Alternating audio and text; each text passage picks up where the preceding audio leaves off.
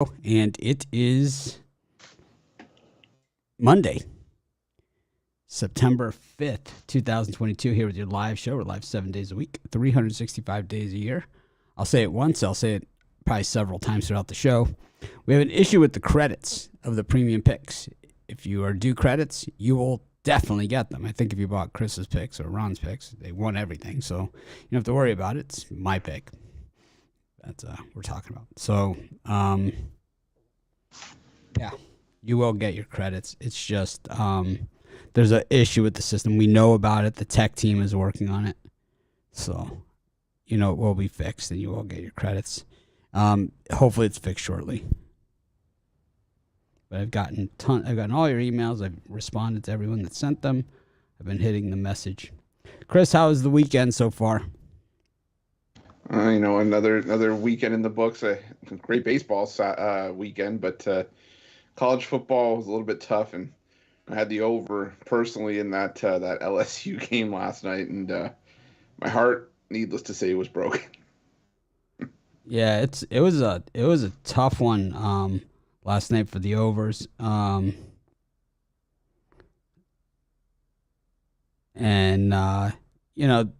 it happens, It was like you take the extra point, and it's foregone conclusion. And all of a sudden, it's not such a foregone conclusion. So it's almost in the books, the season. Of course, we'll do our college football show probably tomorrow, but we just have to figure out when. Probably tomorrow afternoon, early afternoon, if you can do it. But what are the biggest surprises to you so far for this college football weekend? And what are some things that you kind of got in your hip pocket here? Well, I wouldn't say necessarily surprised, but just seeing some of how, at least from a betting perspective, how big some of these lines have been already. Obviously, you were going to expect to see a 42-point line with Alabama, but seeing Texas, 38-point favorite. I get it. It's, these big teams against these smaller teams, but I think you were always going to see it.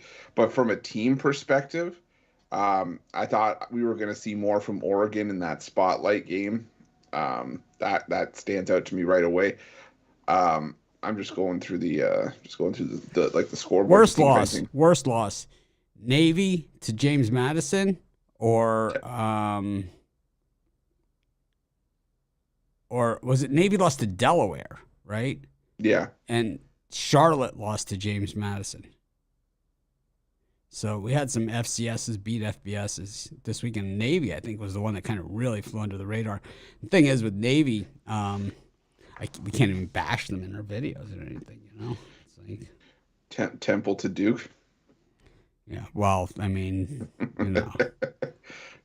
Just for what we thought Duke was, I think we at least thought there may be a little bit more of a fight from first game to second game. Generally, there's not a lot to work with at that point, but I think we have some things that we saw, because North Carolina, we saw them give up the 24 points against Florida A&M, and then here they are giving up 61 against App State, and now they're 7.5-point favorites against Georgia State. It's do you get lost in the mayhem, or do you realize this is a team that can't tackle? A little bit of A, a little bit of B. No, mostly the latter. I think it's going to be a work. Obviously, this North Carolina defense is going to be a work in progress, and they're going to have to fix whatever issues that they're having before getting into ACC play. I haven't looked at the long-term schedule for North Carolina, but I'm assuming game against NC State, they could get shredded. We got to see how Pitt really shapes up. A Pitt could take him to the woodshed as well. I don't know. If we're going to add on to the disappointing performances, I think you could put Iowa in there. I know I had South Dakota State in that game, but I don't think so, man. I think that Iowa plays the tougher of the FCS schools every year. They play North Dakota State. They play the tough ones. South Dakota State, if they're in the championship of that FCS, is anyone surprised? I mean, I really don't think so. I think that a lot of those guys, we see these FCS guys, at the high level FCS schools in the NFL all the time. And in fact, we've seen 2 FCS quarterbacks taken top 5 in the last 3 or 4 years. So, I mean, I don't necessarily think, I think a lot of guys go there because they could play at other programs, but here they definitely know they can play, and it doesn't matter anymore. It's like if you can play, you're going to play in the NFL, and they know that. What's the biggest overreaction you think coming out of week 1? Biggest overreaction out of week 1. I don't know. Let me see. I would say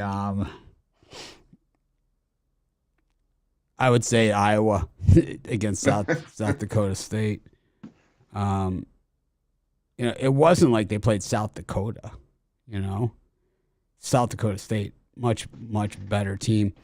I thought that the places where people missed or were off by the most was Louisville against Syracuse. I thought, we talked about it before the game. Then you talked me one way. I talked you onto the winner, and you talked me onto the loser.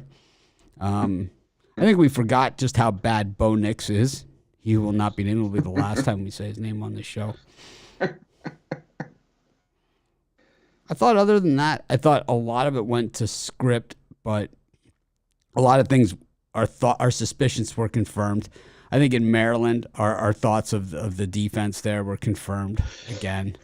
And now Maryland plays Charlotte, so, I mean, this they could put 100 on them if they apply themselves.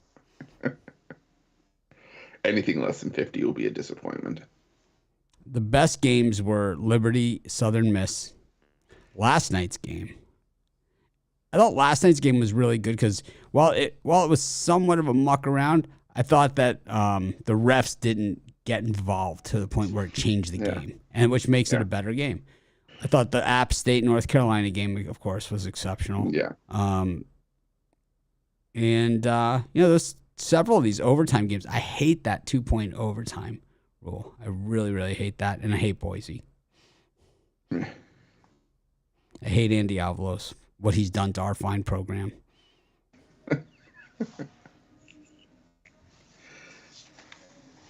I loved Boise for so long. I remember Chris Peterson with his ass-kicking shirt. Like Chris Peterson's got his ass-kicking blue on. Maybe he comes back. That'd be an interesting development if you were to do that. Go back to the glory days of Boise State. My guess is they're working on it. My guess is they've certainly reached out. Yeah. Anything else? You think the MAC was a little bit overrated? In some spots, yeah. But I think that definitely some of there were a couple of surprises, not surprises, depending on how you look at it. I mean, Central Mission the first half and then Central Mission the second half against Oklahoma State, 2 completely different teams, and give me the second half. But I was really surprised just with how Ohio put the clamps down on FAU. FAU, they were coming out gangbusters in the first half, and then Ohio just found themselves, and for a defense that wasn't very good last year, really, turned it on against FAU and like I said, held them in check. So, well, one thing we learned from that game, and that is Charlotte is really, really bad. I mean, that's really what it is. It's is that Charlotte is terrible. And I think Ohio versus Penn State is a game that I'm looking forward to. On Saturday, I think it's going to be a better game than people think. I think Manny Diaz is thoroughly capable of creating holes in his own defense, and he can get his team totally fired up. As my as a Miami fan, I'll give my homer thing here, and I know they played Bethune-Cookman. I know the starting defense gave up points as well, so it's definitely part of not perfect, but. Mario Cristobal was holding those guys accountable on the sideline. He didn't just sit around and say, all right, you take over defensive coordinator or whatever. I'm going to manage the game that's going on the field. He went over there to his defense and he's screaming at the top of his lungs, about not being able to stop it, and not being able to stop it, and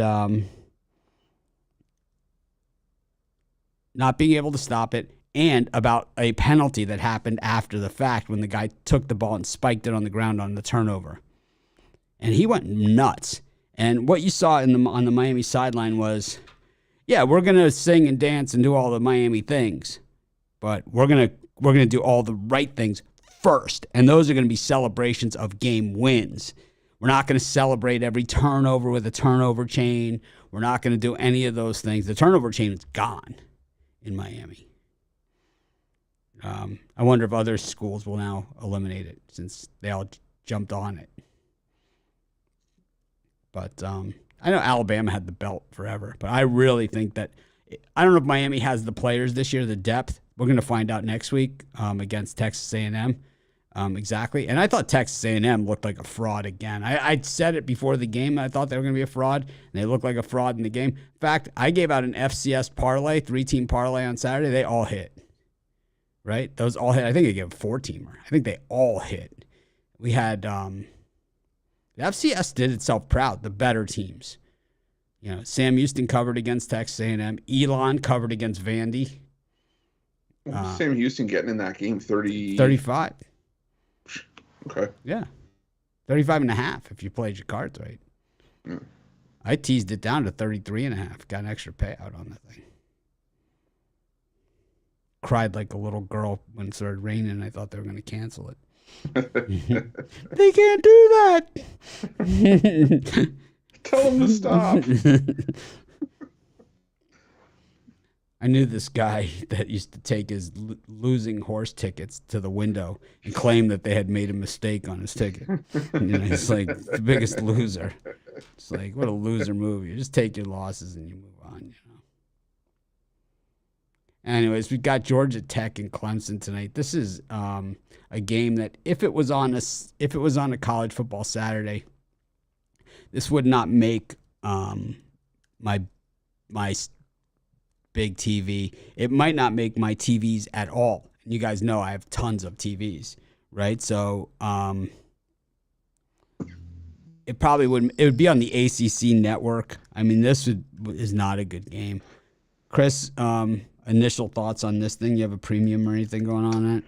No, I don't. I'm with you. This wasn't one of my. This isn't one necessarily a spotlight game. Why? Why? You look at this game and you think of Monday night. You think, why not Ohio State Notre Dame?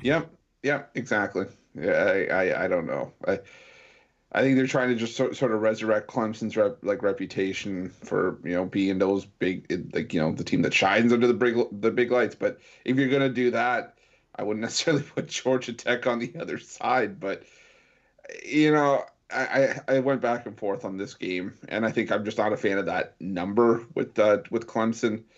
I think I like the under more here. I don't expect Clemson to run away with this game. I probably expect them to hang 27, 28 points on Georgia Tech. I maybe expect Georgia Tech to get a touchdown here, but I think this one struggles to get to 40 points, let alone into the high 40s and into the 50s. So I think I like the under the best here.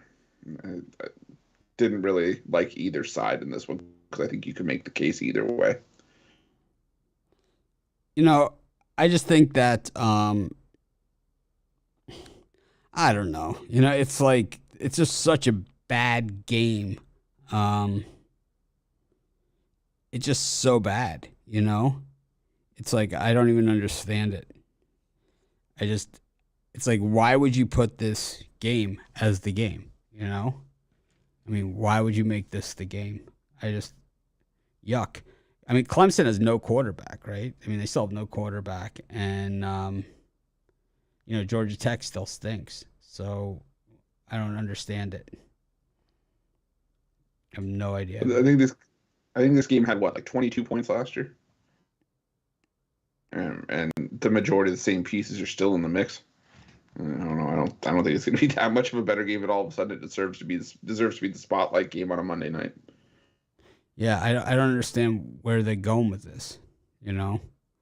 What's the point? Is it on ESPN or it's on ABC? I think it's on ESPN. Yeah, it's got to be. It's got to be.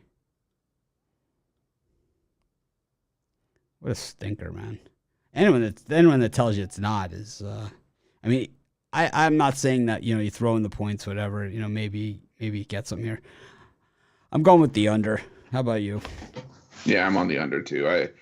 Like I said, I think the struggle is to get to 40 points. And by the way, it is on ESPN. So. All right. Well, I saw this background for you, so I decided to take a picture of it. It's I saw it at the store. I was like, I'm gonna make this Ruffalo's background today.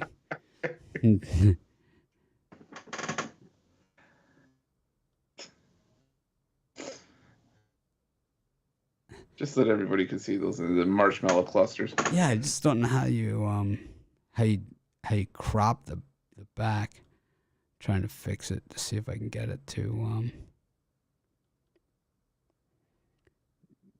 see how I can get it to work. Anyways, Usually there's a little screen there that you can drag and drop it. Yeah. It's okay. It's fine. Anyways, it's okay. But yeah, I saw this. I was at Target yesterday, and I saw this. And I said, "I'm going to make Ruffalo. I'm going to replace the Leprechaun with Ruffalo and see if it works." I think I needed to take it this way, sideways. Okay, just for the record, if we do that, that's probably going to be my new capper picture at Pick Dogs. What I was like, marshmallow clusters. What is that? It's a cluster of marshmallows. Don't tease me. Anyways, go to today's Major League Baseball card. Not even a full card here for Labor Day. Ridiculous. Truly a sport that doesn't get it. The Mets game, I believe, is a scratch. I'll have to double check. We'll double check the Mets game. Be a doubleheader tomorrow. I have no idea.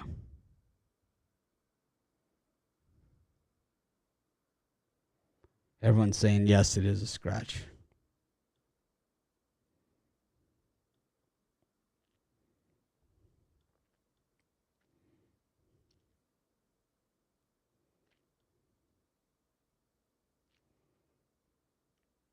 All right, so we'll skip it.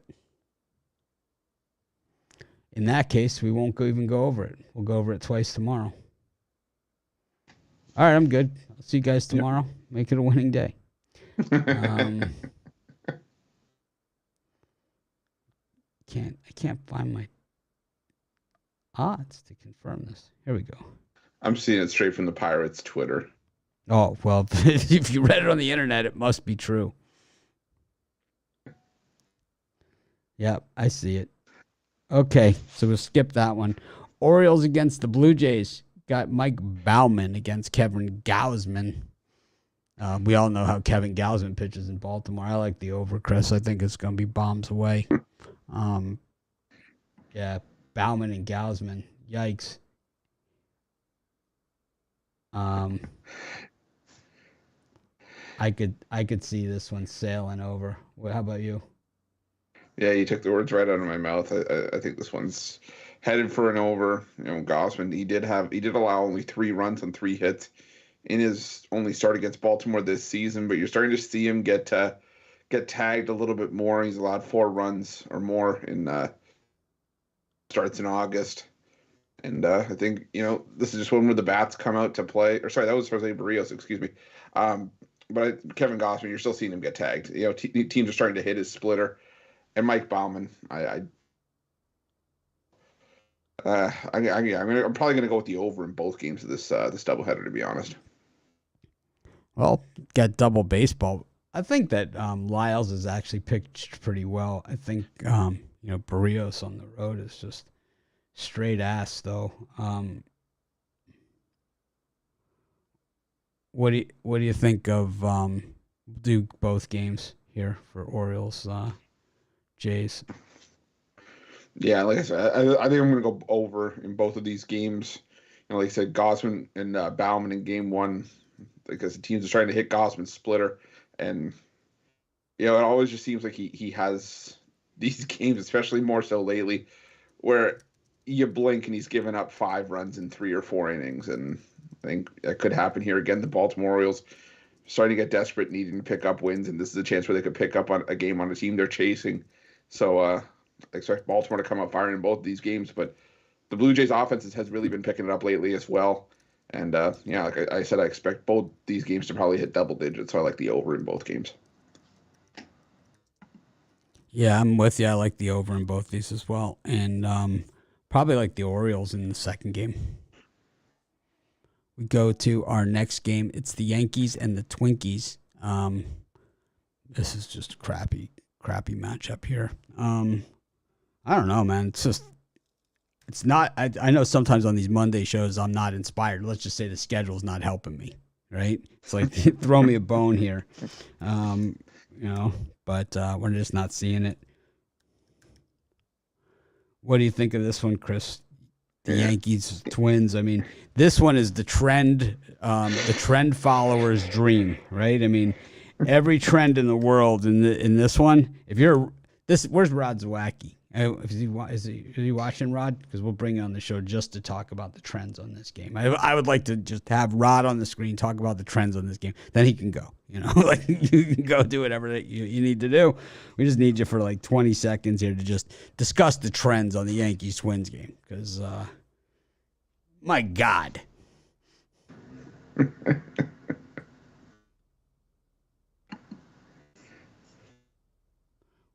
What do you think, Chris? Yeah, I'm starting to look at all these trends that you're talking about. It's just, oh boy. But you know what? I am gonna go with the value here. I'm gonna go with the Minnesota Twins. I just don't want any part of the Yankees. I know that You're on crack, man. You are on crack. I might be, but again, it's for me. It's you not watch my 7 free picks. I mean, it only takes 5 minutes. Seriously, man. Yeah, I mean, I put the good. Oh, so the Yankees 16-1 in their last 17 at home versus the Minnesota Twins. 16-1 in their last 17 at home. Yeah, I don't know. I do know. Let me tell you, Chris. If you don't know, I do know. If you don't know, now you know. Now you know. It's for me. It's just, I don't know. I saw the Yankees almost fall apart last night or yesterday in their series finale, and again, there's a reason this game didn't make my premium list. I just think the Minnesota Twins, they need to try to get any win that they can, and Jameson Taillon has really started to fall apart in the second half of the season. Granted, it's Chris Archer at Yankee Stadium, so it's not necessarily an ideal spot to be. And like I said, there's a reason this game did not make my premium list. It's probably not anything I'm going to go anywhere near today. But if I were to put a couple bucks on it, I would put a couple bucks on the Minnesota Twins just for value. But the trends are damning. You're right. Damning? Yeah. Yeah, I'm not falling for it. I'm taking the Yankees all day and twice on Labor Day. It's like it doesn't even make sense. 16-1.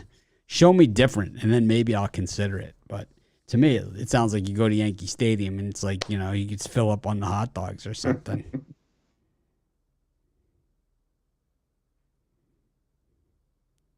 Unbelievable. Don't tempt me with filling up on hot dogs. I'll do it.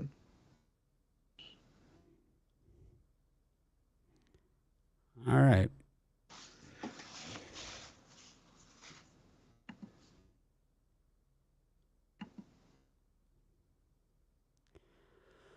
Oh, boy. I'm adding 2 new handicappers to the website for those that are interested. It's 2 guys that actually have been writing at Pick Dogs, doing free picks. So it's a good way to get into handicapping and also to let me know that I know that I know, that you're capable of doing the grind, even on the tough days. Both these guys are really good. All right, what do you think, Chris, with David and Clay coming on board? Yeah, I know we've seen that, or at least you and I have seen that Clay can do this. We've seen him do some videos in there as well. I know David also has a long history of definitely great additions. And like you said, writing as many games as we do, you can handle And the you know grind. that they know these teams inside and out. They're not going to be, Exactly. it's like these guys know their stuff. I mean, they know their stuff. So I'm excited to have them on board. Any of the guys that we brought on that from the writers, from the free onto the handicapping side, have all done well, including Chris. Chris, It's one of the things I take pride in. One of the things I take pride in is just knowing these teams like the back of my hand. It just comes with time and just doing X number of articles a year in each sport. So, like I said, if you want to get it, or like sorry, I should say like Mitch said, if you want to get into handicapping, a great way to start is doing the writing, doing the free pick previews, because anyone can pick. Even the best pickers have cold streaks. Even the coldest pickers have hot streaks. But when it comes to the grind and the write-ups and everything else, there's a little bit more to it. That's for sure.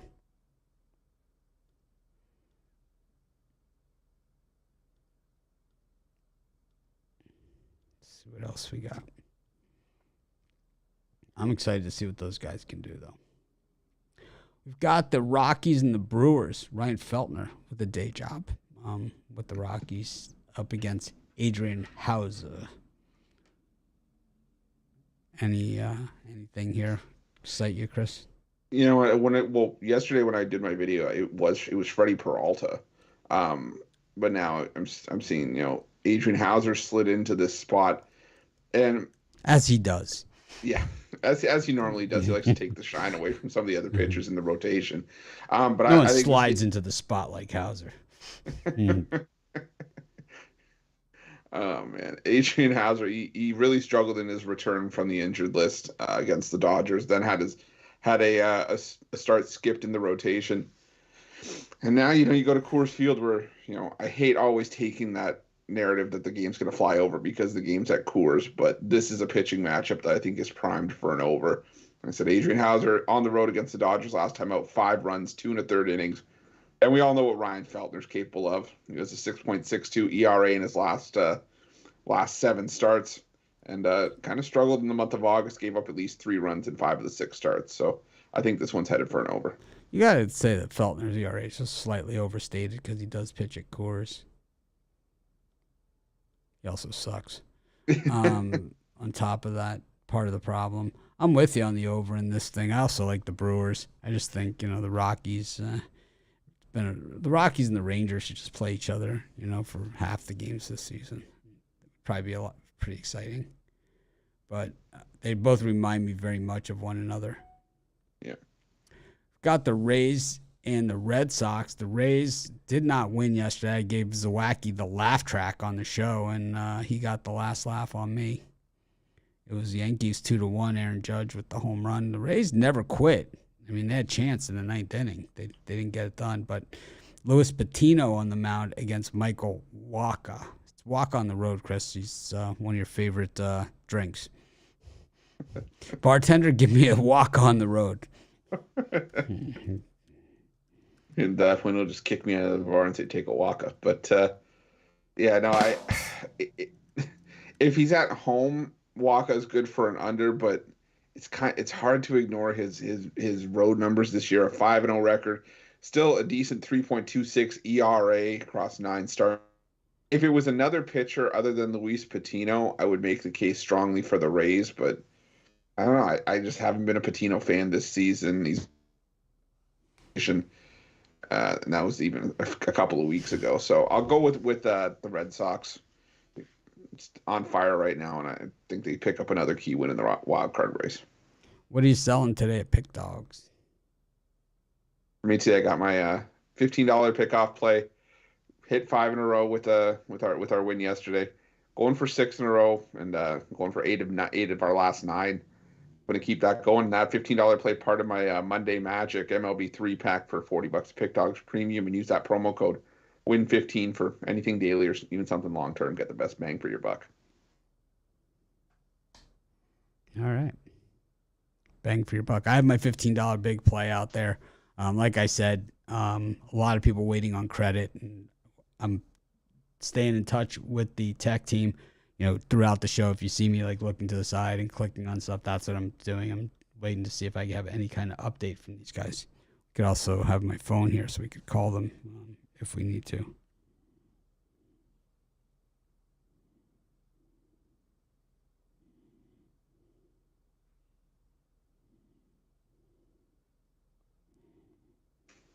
For an interesting segue segment. Let's go to the Call to the Tech guys, sponsored by. We should call them up, put them on. You could plug this into the soundboard. I have a thing. My videos, my sound is all messed up.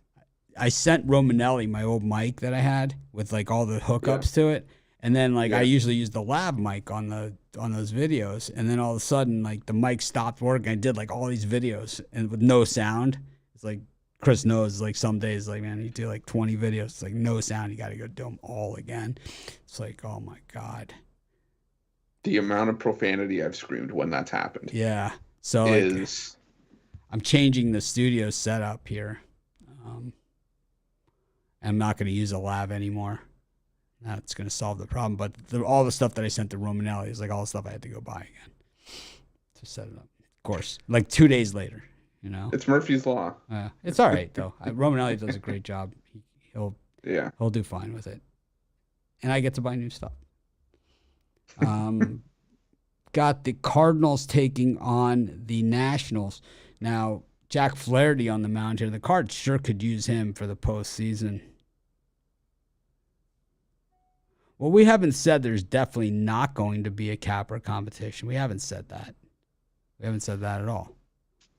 I said I was leaning against, but stranger things have happened. I need to talk to my tech team and make sure that we can do it electronically. What I don't want to happen is last year when Joe Madden promises me that she's going to grade the contest, and 10 days in, she tells me she hasn't done anything. And then, I have to go scramble and hire people to grade the contest, and all the people in the contest don't have their grades, and we don't know who's winning, who's losing, all those different things, and everybody wants to know. And the whole idea is that I don't really have time to run the contest because I'm running the business. We have 85 people. It's like, with payroll, all those things that a normal company has. And, plus all these other projects, that nobody sees. So it's like when I count on other people to do things and then they don't do them, and then I have to scramble to do it. So in order to run the capper contest, there's a lot of pieces that need to be into place, to grade them. Yeah, Jay Briggs, you're not going to be the new guy forever. You're not the shiny new toy anymore. Yeah, but we'll treat you as such. Yes. Don't worry, Jay. We'll still treat you like the new guy. Takes about a year. Bug found with the API. Please hold off verifying things for a bit. We need to identify all the credit refunds that happened between September 4th, 8:15 p.m. Okay. So there's an update from the tech team, and they've identified it. They have it. They just need to. They have like a set a time where the credits stopped working, so they just need to go from there forward. Will be solved soon, and in the tech world, well, that could be 5 to 7 business days. But our guys know the urgency of this, so they will get it to you very, very shortly. And with that Mets game being canceled, well, you're all in business. Back to Jack Flaherty. If he could contribute to this Cardinals team, they'll be a hell of a lot better. Cardinals have a lot of guys like this, Anibal Sanchez. I don't know, Chris. He's pitched decently in spots. We won some money off him, Yeah. It's actually the team, even though he's got 3 no decisions and a win in his last 4 starts, the team's won those last 4. It's vintage Anibal. Yeah, but I'm still sticking with the Cardinals here. I think the Cardinals just a better team, and if he can stay healthy, we've seen he's fully capable of being the ace of this Cardinals rotation. And yeah, Anibal Sanchez has pitched well, and the Washington Nationals have suddenly won 6 of their last 10 games. But Still the Washington Nationals for me. I think the Cardinals just a better team top to bottom, and they already got to Sanchez once this season. I think he gave up 6 runs in 5 innings, and I think they could get to Sanchez again here. So I like the Cardinals on the run line. I'm telling you, like those early 2000 Florida Marlins teams were off the chain, you know. And Anibal Sanchez, you know, was just one of those guys that was on that team. I think that was the year. I think 2006, his first year, was the year that it was the year that Miggy finally got to start. Batted 5th. Yeah, Miggy finally got to start that year. And they traded Lowe to the Red Sox. And so Miggy got to start. And then Hanley Ramirez, remember him? He was the shortstop on that team. I mean, the Marlins have had some great guys. You look at the pitchers. I mean, it's Anibal, Josh Johnson, you know, pretty filthy stuff here. Yasmiro Petit, Matt Herges. I mean, he was in the league forever. Mark Burley, king of the 2-hour game. Carlos Martinez. Yeah. Nice little team. Of course, Dontrell Williams. I don't know, man. I think the Cardinals are just rolling. They just they love to beat the bad teams. So no reason why they don't do so here. Chris, you still thinking about those marshmallow clusters? What exactly makes up the marshmallow cluster on those Lucky Charms? I don't know, but I'm willing to do research to find out. I saw that, and I was like, "Do I?" My wife was like, "I'm going to buy these to have them on the show and eat them. I'm going to eat a bowl of cereal on the show." She's like, "If you bring that in the house, you know, because it's crack, right?"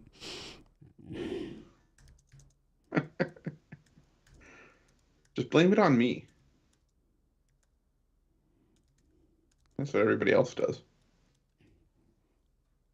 Lucky Charms marshmallow clusters, 4 stars.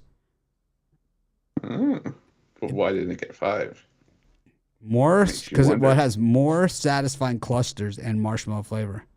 It's a perfect on-the-go snack.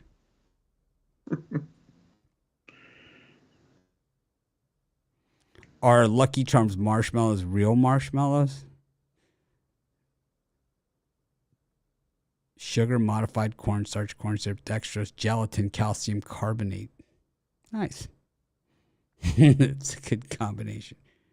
It's like a Centrum pill all in one. Oh, you know what? You know what they are? So the marshmallow clusters are basically. Listen to this. Listen, someone's a freaking genius out there. This is a company that has their crap together. Okay, this is a company that doesn't just sit there and say, "All right, we've got a good product here. We're going to stay pat." Listen to this, Chris. I figured I got it. I got the Innovation Station. No, this is off the chain. Someone's a genius. We should find out who did this and get him to work at Pick Dogs. It's Rice Krispie treats inside the Lucky Charms. So you have the regular marshmallows, you got Rice Krispie treats, and then the regular Lucky Charms cereal. Huh. Yeah. That's oh man. Screw it. I'm on board. Let's yeah, do it. I'm in. The Lucky Charms of marshmallows have pork in them. I don't think so. Well, that's what they're saying gelatin is. The gelatin's pork? Yeah, I'm guessing that's what it is. I don't think so. Got the White Sox and the Mariners, Marco Gonzalez and Lance Lynn. What do you think of this one? Yeah, I was trying to find an angle for this one to put it on the premium list, but I like the under in this one. This is a quick turnaround for Seattle, mainly because they had the game finish late last night after it was supposed to be an afternoon start, but a lengthy rain delay pushed it to a late finish, and now they got to travel back, from Cleveland to Seattle for this one, and I think you're just going to see some tired arms, tired legs. But Lance Lynn, he's done a good job keeping bats in check lately. And Marco Gonzalez, I've said it before, he's a gamer. I like watching him pitch. He always pitches the same intensity as if he's up 5 runs or down 5 runs. And I think this is going to be a bit of a pitcher's duel. So I like this to be an under. 1 to 3 wins this game. So I was texting with Romanelli during the game. He had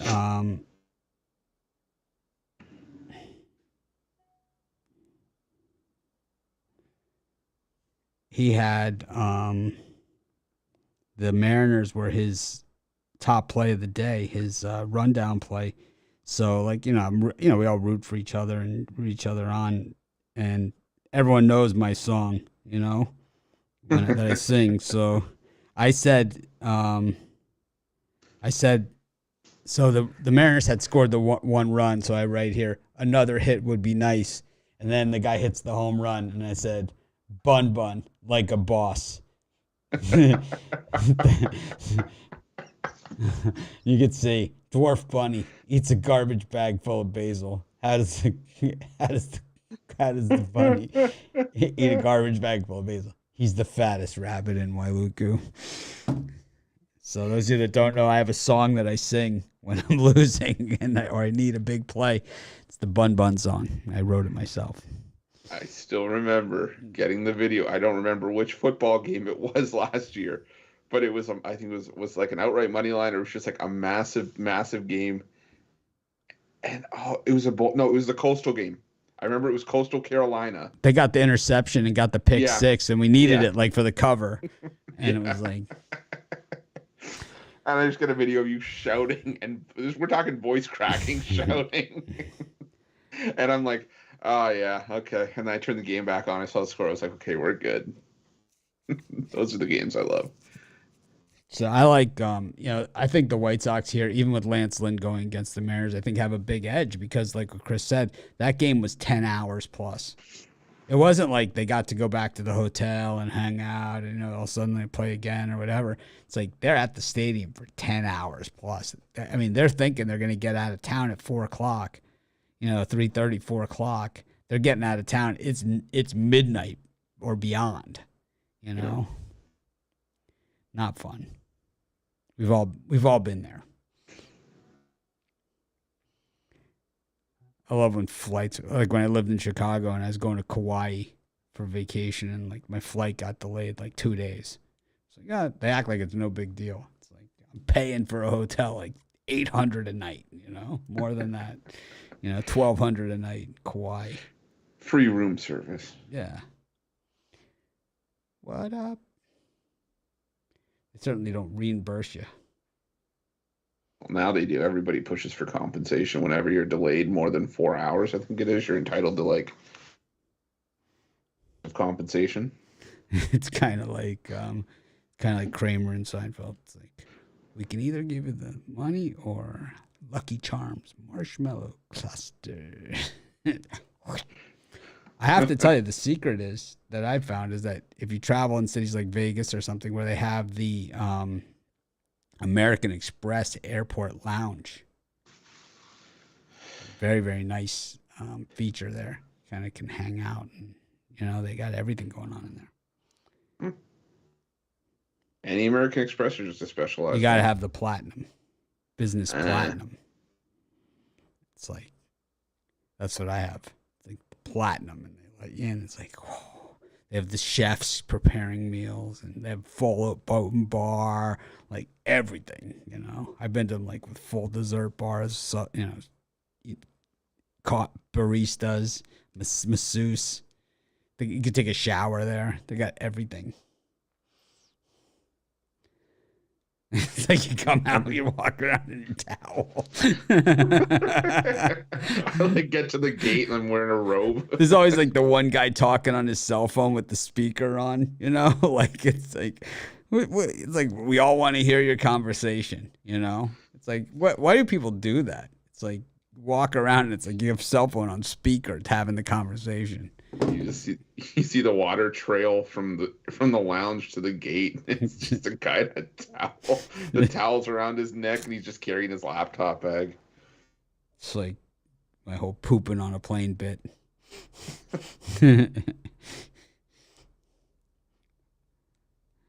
Padres versus Diamondbacks. Ryan Nelson getting the start now for the D-backs up against Blake Snell. It was originally Tommy Kelly, I believe, right? Listed here.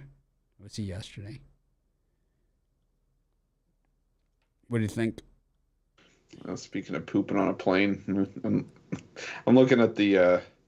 I think I'm looking at the over here. I'll lean towards the Padres, but I don't love it mainly because of how hot Arizona's been. But I don't know what to expect from Ryan Nelson in his debut. I'm just trying to pull up his minor league numbers here. AAA this season, 10-5 with a 5.43 ERA, and as much as I hate the Padres, Blake Snell had been pitching a lot better this month. He's coming off his 6 shutout innings in his last start. So I would lean towards the Padres, but I think maybe go with the over in this one. I think the Diamondbacks continue their hot hitting, get a few off of Snell, and I expect the Padres to give Nelson a warm welcome, so to speak, to the major leagues. Yeah, I like the Diamondbacks here. This team is just really, really hot. So I'm going to continue to stick with them. A few weeks ago, Madison Bumgarner came out and talked about that Padres pitching staff. Chris and I talked about it on this show, and since then, they've been absolutely on fire. I'm just going to ride it. The Padres coming off an emotional series against the Dodgers, and it wasn't all good emotions either. Kind of came undone. I even took the Padres yesterday. I was thinking it was that kind of day for me.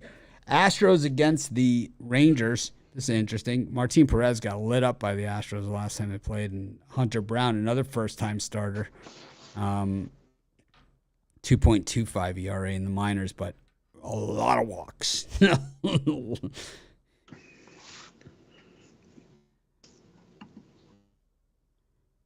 lot of walks. Yeah, I'm still going to stick with the.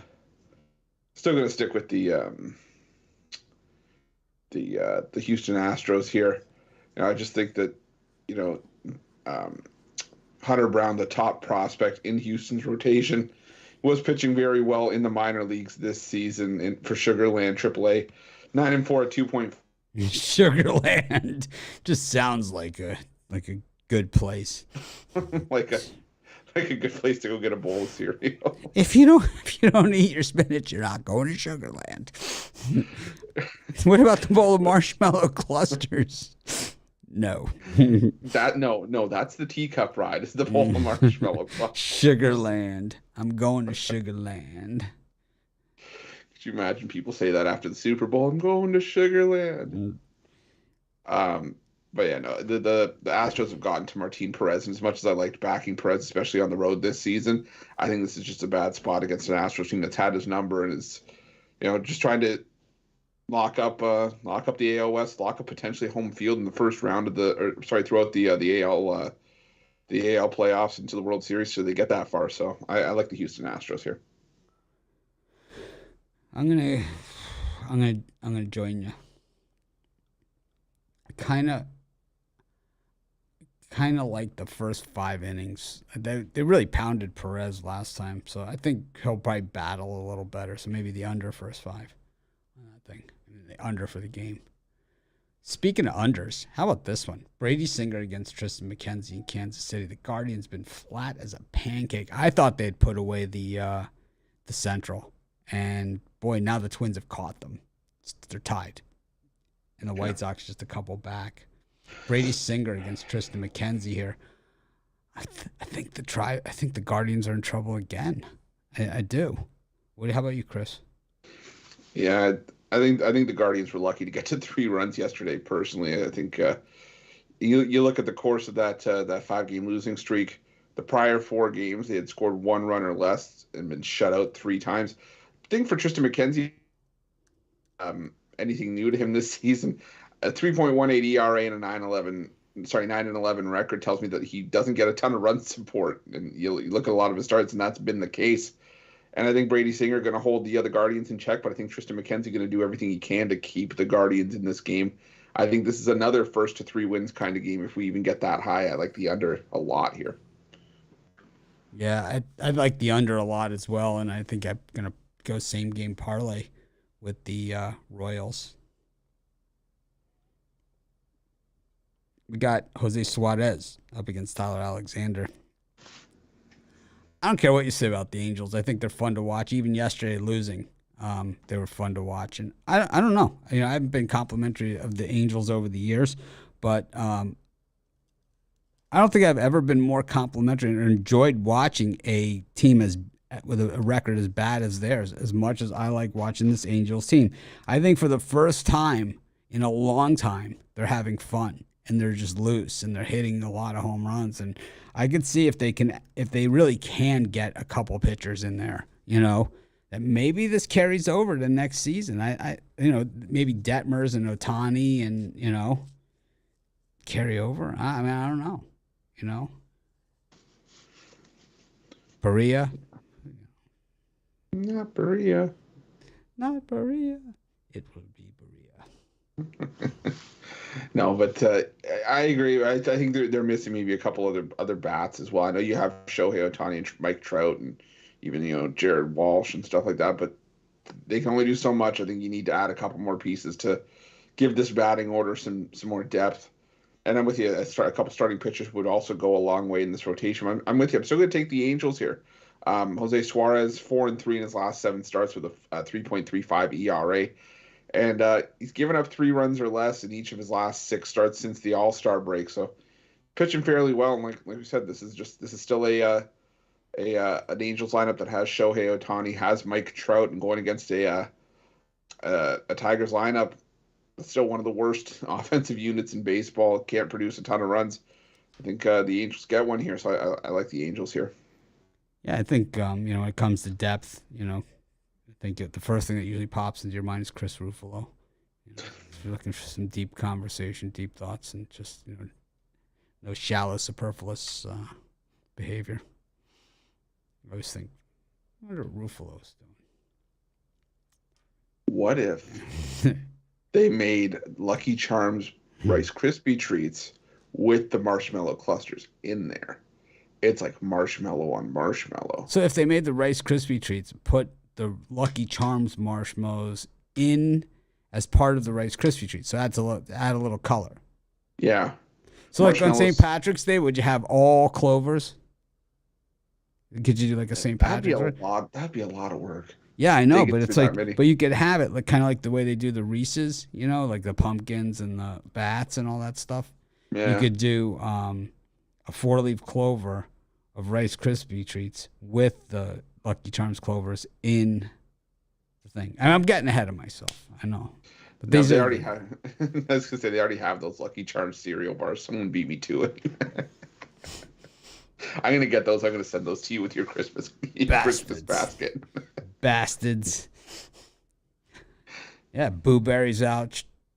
Frankenberry. You got Count Chocula. Is camping out at Target. Giants taking on the Dodgers. Dodgers minus 2.25 in this thing. Logan Webb. How often do you see him this big of a dog? Sometimes never.